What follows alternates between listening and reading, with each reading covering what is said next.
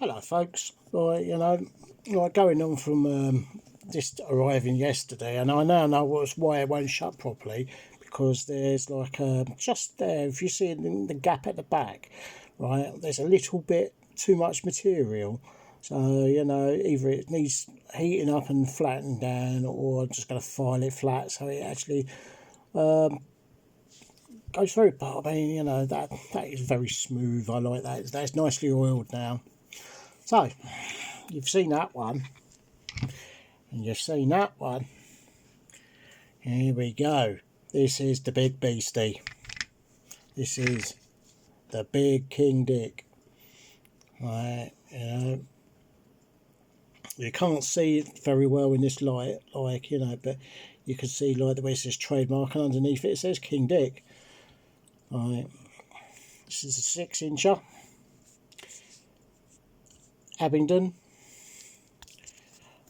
Beautiful, like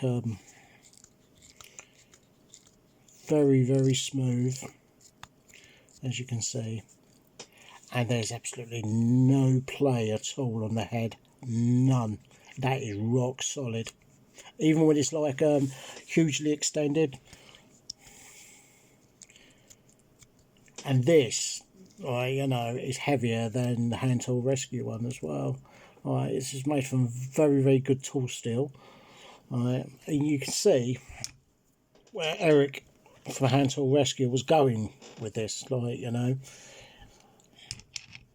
There is similarity, but Hand Tool Steel's his jaws are much beefier than the King Dick.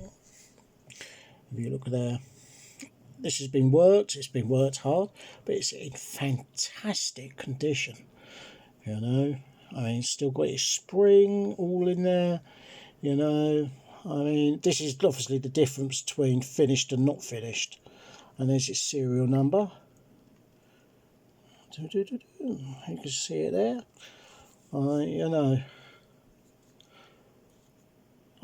Adjustable wrenches, you expect to have a bit of slop in them, but this has got none. And this is really old. It's not as old as the World War II one, but it is really old. It's obviously, it's like, where it's, as you can see there, you can just see the words just over my thumb, King Dick, trademark, and you can now tell, I can now say it with something, this thing is quite rough. As you can see, they've taken off the edges just to make sure, there's no, danger to you, cutting your thumb open or something, but that's as far as they went, they didn't go too much with that. This is finished, it is just so beautiful. I am really, really pleased. This is something that, I am really glad I bought, and I was there at the right time, got a very, very heavy action to the thing. It can go further, but it puts pressure on the spring, and I don't really want to knacker the spring out. Although I do have spare springs, but not for this, but I do have spare springs. And that is beautiful. There's not a sharp edge on anywhere, and the weight of it, it's not, I don't know, I would say it's about the same weight as the Hand Tool Rescues, but this is why these tools last. That is probably the very best of tool steel.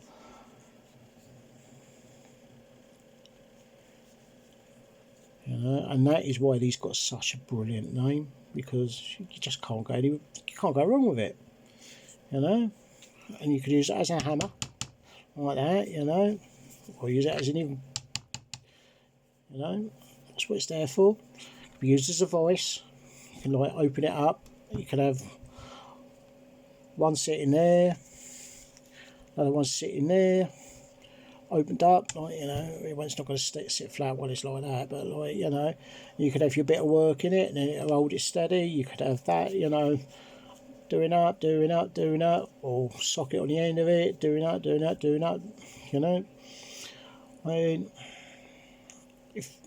if you want to, like, you know, just have something just for that bit of a, you know, bit of pride, you know, get yourself a couple of these king dicks, like, you know, and, like, you know, if the missus asks, you say, yeah, what are you spending money on? Say, oh, I want a nice 6-inch king dick, like, you know.